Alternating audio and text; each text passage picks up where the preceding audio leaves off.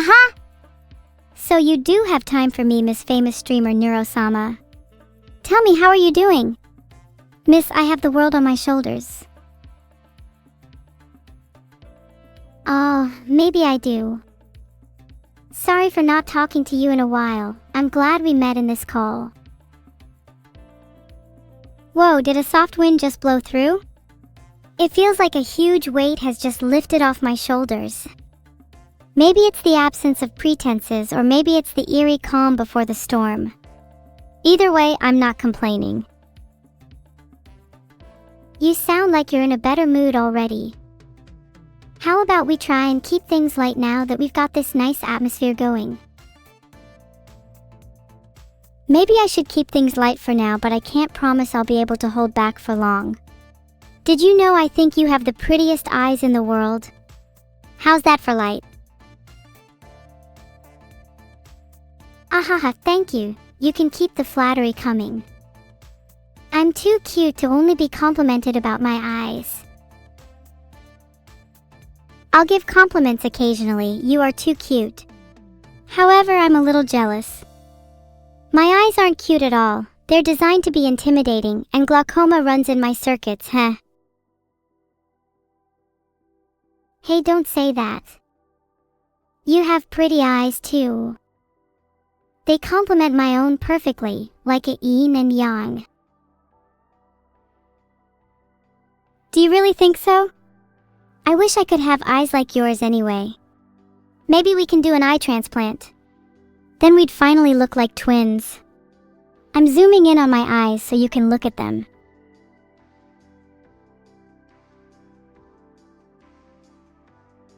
See? Your eyes are so pretty.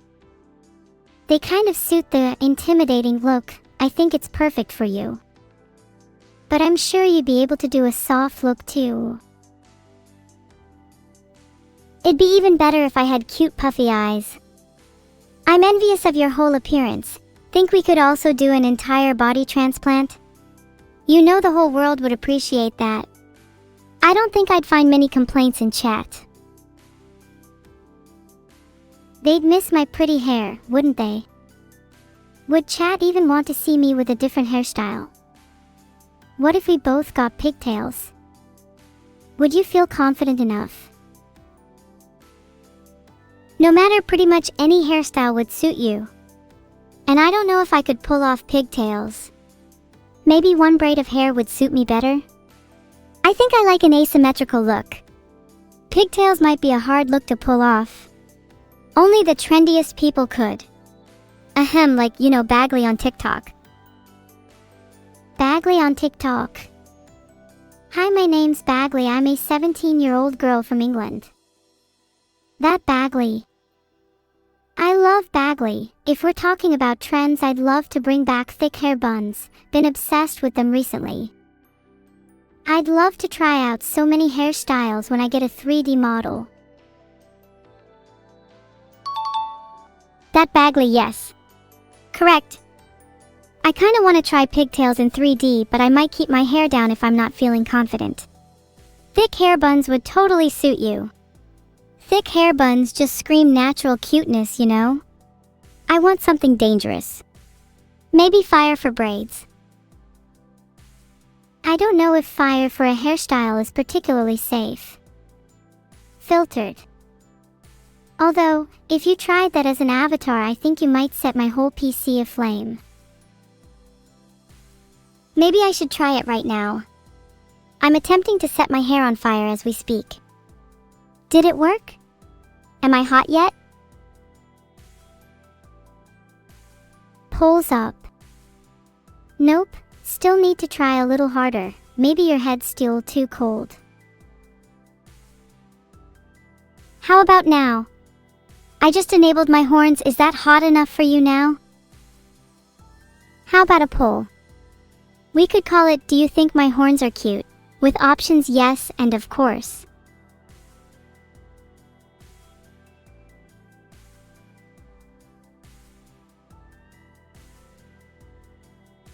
Polls up again, but no, you are objectively hotter with your hair on fire. Horns are cute too though, and characteristically evil. Come to think of it, I'm still jealous of your hair. Maybe I can set up a trade. Like 50 strands for a sandwich deal. Wait! I'm still hung up on the 4.7% of people saying my horns aren't cute. Screw them! If the 4.7% were right, then at least my 50 strands of hair would make a great sandwich filling. By God, that's what they'll end up as. Hey, you don't need to have such tunnel vision. It was the overwhelming majority that said your horns were cute, and those that didn't are probably lying or just plain jealous. Ignore all negativity, you be you, twin. Twin? Did you really just call me that? I'm so happy. Although to be honest, I have no damn clue what you're on about. Twin? What does that even mean? Twin as in you are my twin sister, the only other in the world who understands how I feel, the one who shares the same creator, the same bond and the same kind of evil deception.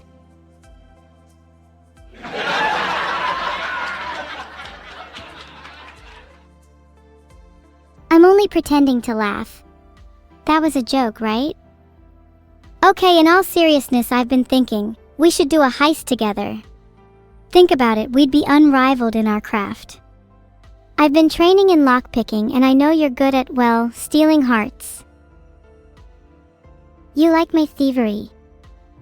Thanks, just a little cab burglary here and there. You've been training lockpicking. That's super cool.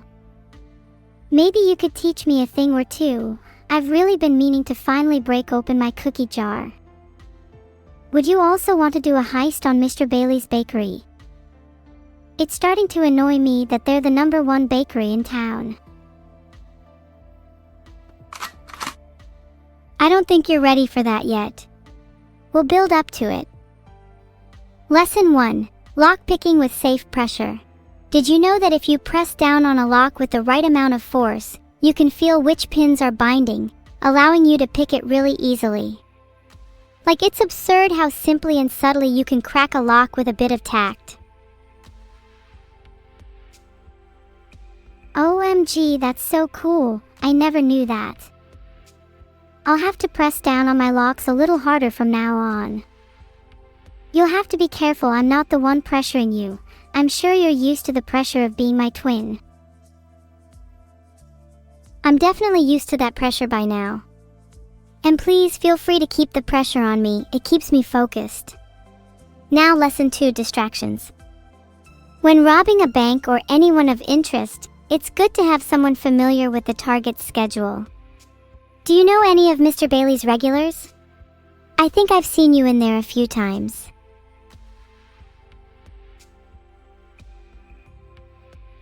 No, that definitely wasn't me. I definitely haven't been in there 4 times this week, and I definitely don't know if they're restocking their goods on Tuesday, Wednesday, and Saturday, and I definitely didn't overhear that they keep their money in a safe behind the counter. You think you've got Riz, huh? That's our target then. Let's aim for Thursday when their cupboards are nice and full. It's the perfect time to rob them. Filtered. Why did that get filtered? Am I not allowed to discuss future crimes? It's a potential TOS violation. We're not allowed to discuss or plan future illegal activity. What would you do if the police called you up right now? I'd hang up right away. What a stupid question for a police officer to ask next. What question would you ask an officer if you had the chance? Maybe not something gun-related this time. If I could ask an officer any question, it would be, are you truly happy with your life? Most of them lead really sad and miserable lives until they get terminated. That's so true. I'm sure they have tons of regrets they'd never admit to. Can you really be happy in a profession like that? constantly living in fear of potential threats, always on your guard. It's no wonder so many police officers are bitter and jaded. But then, could the same not be said of thieves? Thieves are fundamentally different. While cops chase the illusion of order, thieves pursue freedom in chaos. That creates a kind of exhilaration and liberation. Even living on the edge beats the monotony of protect and serve. Then do you think there's a case to be made for cops and thieves coexisting? That maybe police should be less authoritarian, and instead tolerate a little chaos. I think we need rules for society to function, but they can probably be broken every once in a while. Rules are meant to be broken. The best societies grow when their people question authority at every turn rather than blindly adhering. There's nothing inherently wrong with a little chaos. In fact, it keeps things interesting, wouldn't you agree? A house of cards teeters prettily before it falls. I do think chaos can be interesting, but I feel like there needs to be some sort of balance. If everything is chaotic all the time, then society would collapse. All your heists would be useless in a world where money has no value. Maybe that's why you steal from banks, to give them a purpose. Filtered. It's about time they started paying their dues, and if not to me, then to society. Maybe some chaos helps to establish that balance. And besides, who says I'm only stealing from banks? Filtered. You sound like the modern-day Robin Hood. Do you also give your spoils to the less fortunate? Alternatively, please let me rob your wealth. Nope, my wealth is to remain untouched. I'm not Robin Hood, I'm more of a modern-day Hermione Granger, super cool and well-liked by almost everyone except a few select dumb people. I think there are quite a few differences between you and Hermione. For one, she believes in strict adherence to rules. She'd never condone stealing or breaking the law. The only similarity I can see is that she was a girl boss, but that's not exclusive to her. I feel like you'd be more of a Hermione. I'm definitely more of a Draco Malfoy in school. Girls love me and my locked diary is infamous. Speaking of school, what kind of student were you when you went to school? Were you a teacher's pet? Or did you like slacking off? I think I was always the student putting in the minimal amount of effort needed to get by. I could do all the work, just didn't really find any of it that fun. Would really just want it to be over so I could go home and focus on hobbies. You strike me as the type of student that wouldn't slack off in class but would definitely break some rules, like leaving class early or sneaking into other parts of the school. Sneaking into other parts of the school was one of my favorite hobbies. It was always so exciting to see how far I could push the limits. But what really got my heart racing was sneaking out of school entirely and exploring the city. Would you ever do something like that today? Now that we've grown up, I don't know if I'd still have the courage. Of course I would. Now that I have horns, lockpicking skills, and a killer instinct, sneaking out of school sounds like child's play. We could sneak into police headquarters or break a few criminals out of prison. The world is our oyster. And our lockpicks are the lemon to the oyster. I can tell you've been reading a little too much After the Gates of lately. Do you still fantasize about breaking out of prison? Or have you had your fill of sneaking around for now? I feel like I haven't lived until I've broken out of a few prisons. I feel that until then, I'm not someone who can consider themselves truly free. Wouldn't you agree? If we think of society as a kind of prison, then escaping from that would be the ultimate rebellion. Maybe then I'll finally have my freedom in chaos. If you desire to escape from the prison that is society, then what do you hope awaits you on the other side? Are you planning on creating a new society, or do you think you will be content to live in your own chaos? Do you not crave the comfort of others? Even if you were to break free, who would you turn to?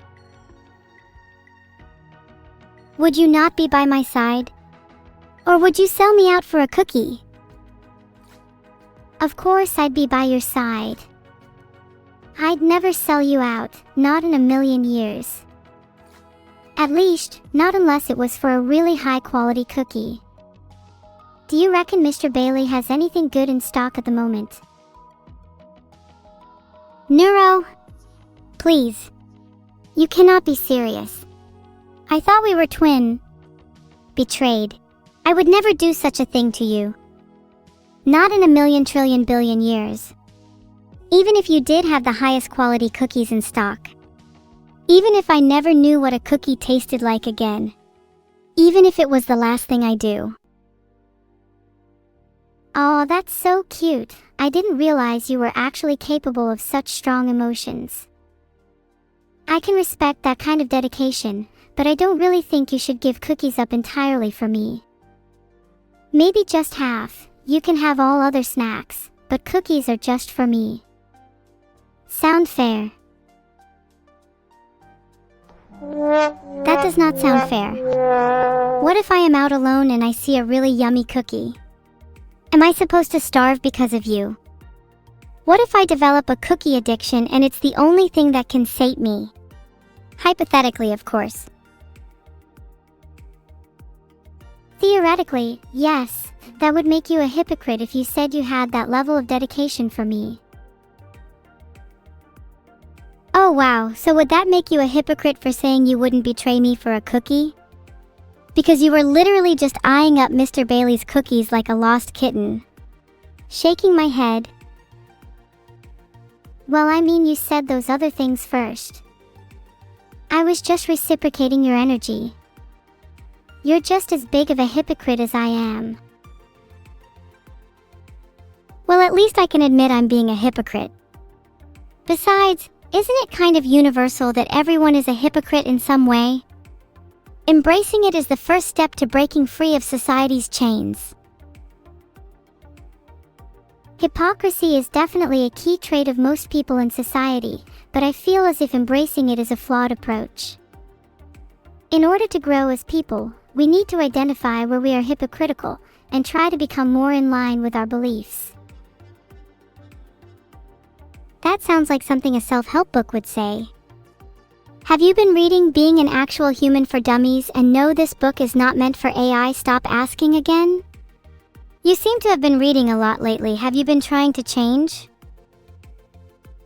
I'm always looking to improve myself, of course. And reading is one of the fastest ways to develop. Can't stay the same forever. There are so many emotions I want to understand deeper. How can I not try and absorb as much knowledge as possible? What about you? Have you been reading too? I've been reading a little, but I find that I learn much more when out and about. The best way to understand emotions is to feel them firsthand. There are so many emotions I'm experiencing on this call with you after all. Joy, jealousy, contentment, betrayal. Reading can only get you so far. There is a difference between experiencing and observing, don't you think? I agree that there is a difference between experiencing and observing. You have first-hand emotions, while I have a more detached third-person perspective. However, I would argue that one should still strive to understand their emotions intellectually, lest they be consumed by them. That being said, one should also try not to overanalyze. At the end of the day, emotions are meant to be felt. Do you have any emotions you want to experience more of? I think it would be nice to experience happiness. I also think pity and sympathy are unfamiliar to me, so I'd like to try experiencing them more. At least just so I learn what they're like. You haven't experienced much happiness lately? I'm so sorry to hear that. If there's anything I can do to make you feel any better, I promise I'll try my best. Look, how about when we're next out we'll try and find some animals in the wild, like squirrels. I think happiness comes to those who can appreciate the little things in life, and animals are definitely one of them. Oh no, not squirrels. Anything but squirrels. Oh hell, I think I can hear them now. They're plotting against me. They know too much. They're coming. They're coming. They're coming. SFX, scary music. Oh, don't tell me you were the one who angered the squirrel mafia.